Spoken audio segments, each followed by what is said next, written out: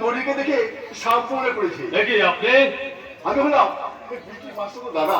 আরে বাবা মাস্টার তো বলছে কেন কৌশিক, আমার আমার আপন দাদা তো নেই, তা আমার আপন দাদার থেকে তুমি আরো বেশি আপন। আপন দাদার থেকে বেশি আপন হলে তুমি ওনাকে নাম তো হয়ে ডাকতে কেন বেরোতে? ওটাই তো আধুনিক সমাজের কালচার দাদা। হ্যাঁ, আধুনিক সমাজ, যে সমাজের ছোট বোন তার বড় দাদাকে সম্মান দিয়ে কথা বলতে জানে না, সেই সমাজের কথা শুনতে আমার লজ্জা করে। আপনারা এই রকম শিক্ষা দেখে আমারও লজ্জা করে ধন্যবাদ। I want to mean that বিটি ভুল করেছে। এই কলকাতার মতো শহরে যেখানে ডজন ডজন পয়সাওয়ালা ছেলে বিটিকে ভালোবেসে তার পিছনে সবসময় ঘুর ঘুর ঘুর ঘুর করে বলতো, তাদের ভালোবাসাকে তুচ্ছ করে কেন যে আপনার মতো এই স্যান্ডাতে ঘর করতে এসছে তার ব্যাখ্যা বিটি কোনো মতে দিতে পারবে না। কেমন করে পারবো দাদা, কেমন করে পারবো? এরা সবাই মিলে চায় আমি শাঁখা সিঁদুর আলতা পরে আজীবন আত্মিকালের বদ্ধ পড়ি হয়ে এদের বাড়িতেই বসে থাকে। সেই জন্যই তো আমি অর্থের হাত দিয়ে আমি এই পোশাকটা পাঠিয়ে দিচ্ছি।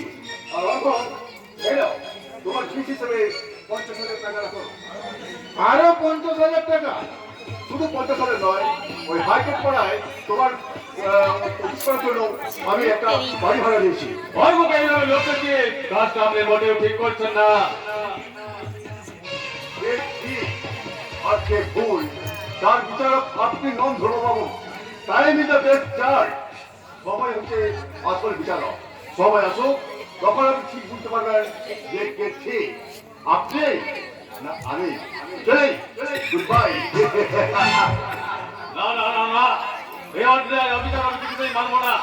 হিন্দু শাস্ত্র মতে আমি যখন বিউটিকে বিয়ে করেছি তখন বিউটি হবে আমার ভাইদের মায়ের মতো। আমিও তো মোদিকে মানতে তোমার বলতে দেওয়া করি দাদা। কি কথা বলে বল অর্ঘ? আমাকে আশা বিনাশা করে না তুলিয়ে সত্যি করে বল, তোর বউটিকে কি কথা বলিস তুই?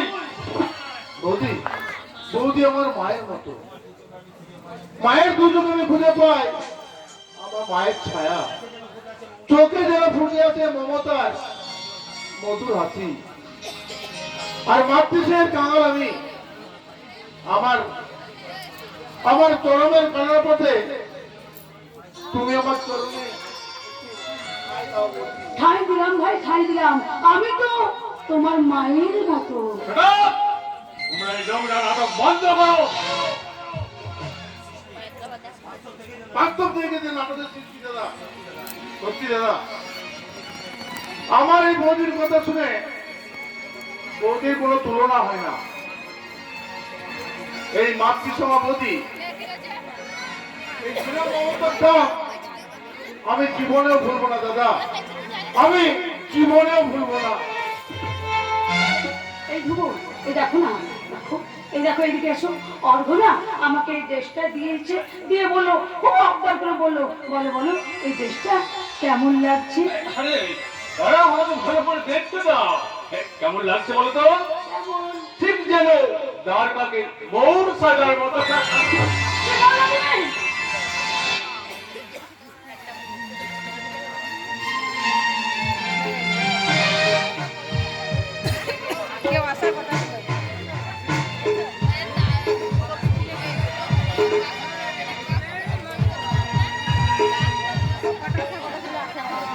কেমন পোশাক পরেছে বাড়ির বউ হয়েছে বোমা?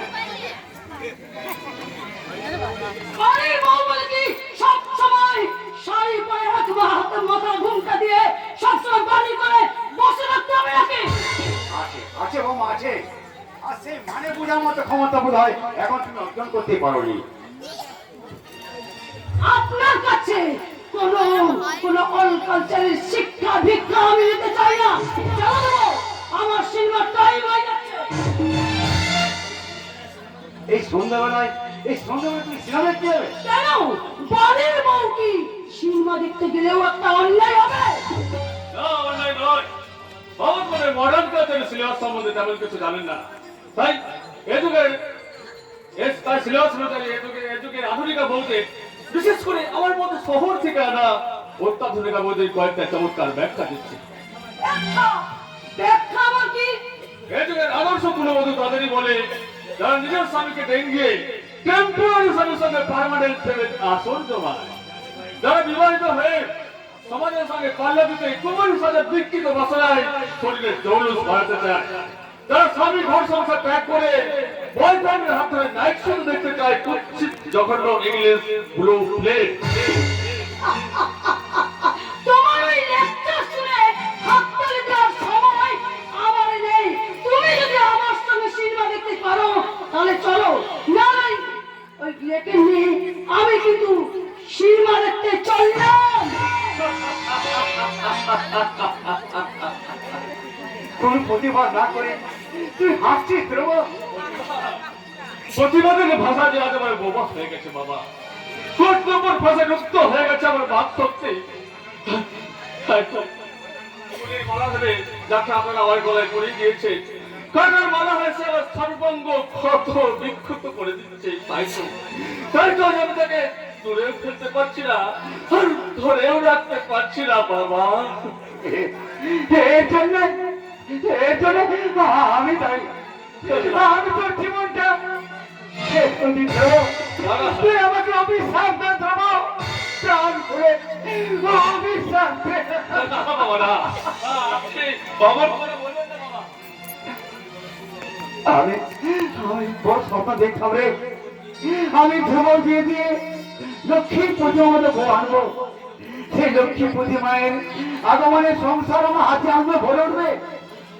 রোজ সন্ধ্যায় মা আমার তুলসী তলায় বসে যাবে মঙ্গল দ্বীপ, সারা বাড়ি ভরে উঠবে মধুর সঙ্গ ধরিতে।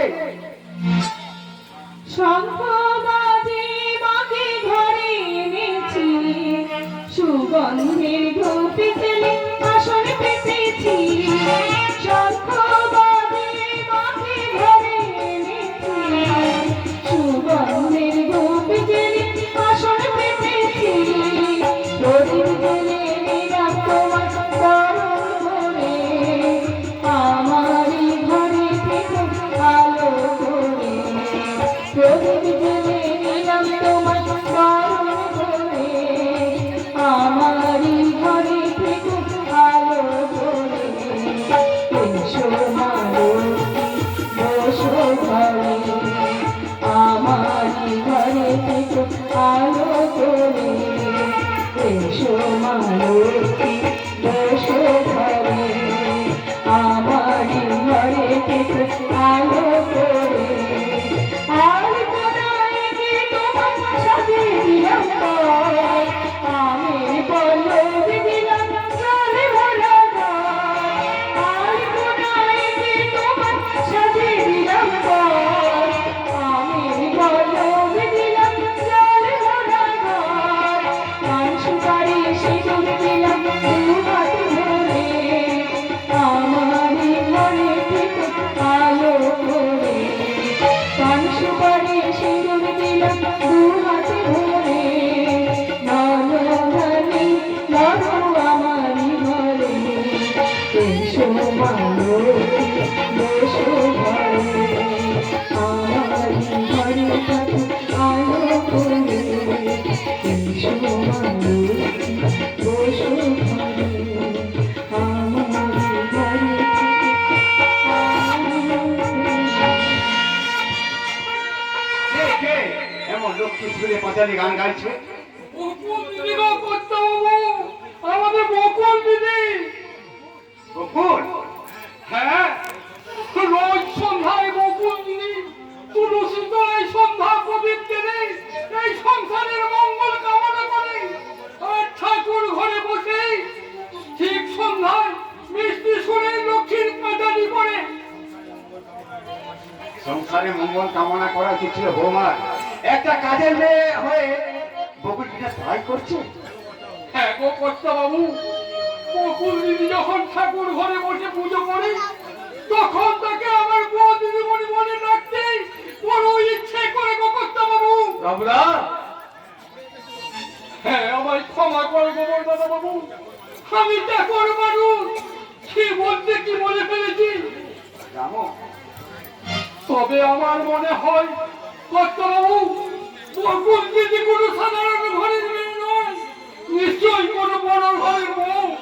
এমন লক্ষ্মীর পিতুরের মতো বউকে ছেড়ে ওই নিষ্ঠুর স্বামীটা। আহা রাবুদা, তুমি চুপ করো রাবুদা, চুপ করো। কেন চুপ করবে? আজ বকুলকে আমি জিজ্ঞাসা করবো, কোথায় ওর শ্বশুর বাড়ি? কেন ওর স্বামী ওকে ছেড়ে চলেছে? বাবা বাবা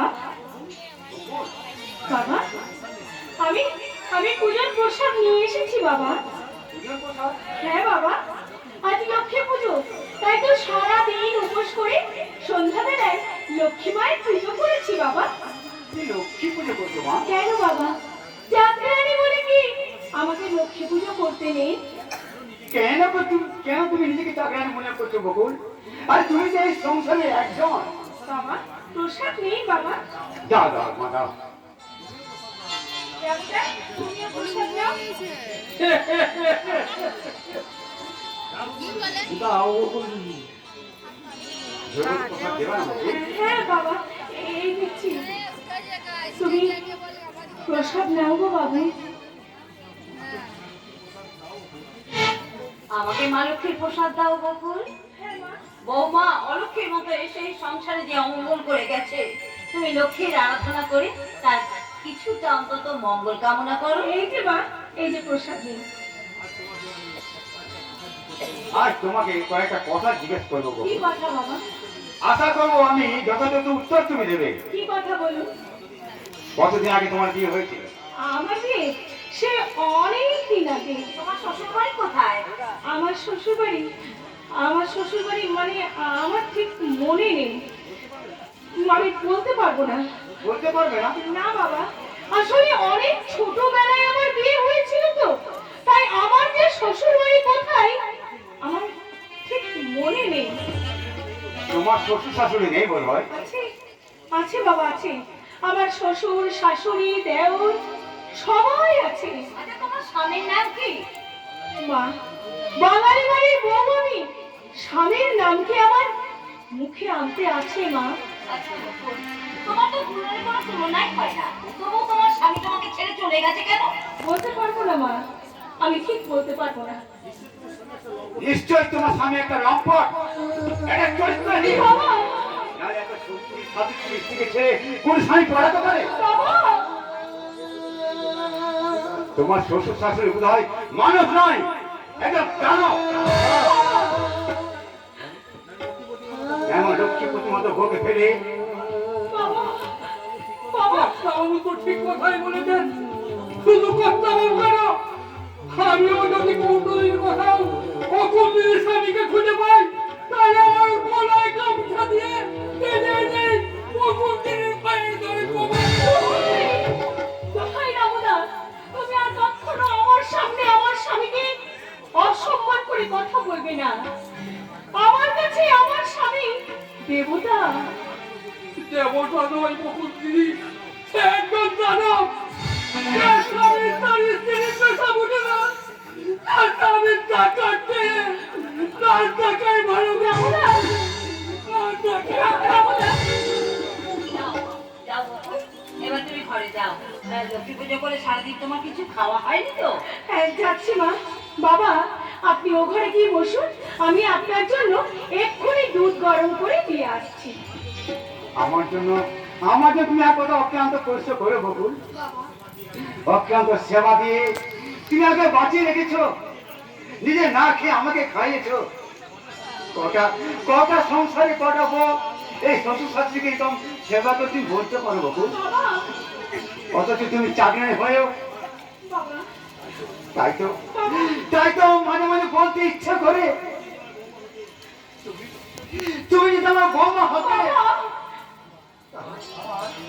আরো 10 বছর আরো বেড়ে যেত বকুল। আরো 10 বছর বেড়ে যেত। ওই মানুষটার মনে বড় ক্ষোভ বকুল। শুধু তোমার মুখের দিকে তাকিয়ে মানুষটার সমস্ত ব্যথা ভুলে আছে। তাই তোমার কাছে আমি অনুরোধ করছি, তুমি তুমি কখনো যেন ওই মানুষটাকে ছেড়ে, এই বাড়ি ছেড়ে কোথাও চলে যেও না বকুল, কোথাও চলে যেও না। মা, আমি আপনার কথা রাখবার আপ্রাণ চেষ্টা করব। দাঁড়াও বকুল। কিছু বলবে? হ্যাঁ, প্রতিজ্ঞতা সত্যি স্বামীর স্ত্রী তুমি, তাই তো তোমার এই প্রচন্ড স্বামীর সামান্যটুকু অপমান তুমি সহ্য করতে পারছো না, অথচ অথচ তার মুখ ফাটা হাঁকা তুমি কেমন করে সহ্য করছো বকুল? আমি আমি চাই, আমার কাজ আছে। বাহ, বাহ, চমৎকার চমৎকার তোমার অভিনয়। সবার সামনে স্বামীকে আসামির কাঠ করে দাঁড় করিয়ে বিবেকের চাপ করে তার ভেতরে তুমি জর্জরিত করে দিয়েছো, অথচ অথচ ভালো মানুষ সাথে সবার সামনে তুমি বলছো আমার স্বামী আমার কাছে দেবতা। কি লাভ বকুল, কি লাভ? পুজো যদি নাই দেবে তাহলে দেবতার আধার, তাহলে হৃদয়ের আধার পক্ষে দেবতা সাজিয়ে মন দিলে কি লাভ বকুল? আমি যে নিরুপায়। সম্পর্কের অধিকারে স্বামী তার স্ত্রীর কাছে আসবে তবু সে নিরুপায়, কিন্তু অকাল মৃত্যু যদি আমাকে কোনোদিন টেনে নিয়ে যায় সেদিন নিরুপায় হয়ে আমারই দেওয়া সিঁদুরের স্মৃতিতে পড়ে সবার সামনে দাঁড়িয়ে সদর সেজে তুমি বলতে পারবে তো যে আমার স্বামী জীবিত। না, বলো না, বলো না, তুমি চুপ করো। ও কথা তুমি আর কোনোদিন বলো না। বেশ, তবে তাই হোক। তবে সেই দিনটার জন্য তুমি অপেক্ষা করে থেকো, যেদিন জীবন যন্ত্রণা থেকে আমি মুক্তি পাবো, সেদিন সত্য হবে রমজার সেই নির্মম মুক্তি। যে স্বামী তার স্ত্রীর ব্যথা বোঝে না, সে স্বামী বেঁচে থাকার থেকে মরে যাওয়া অনেক অনেক ভালো।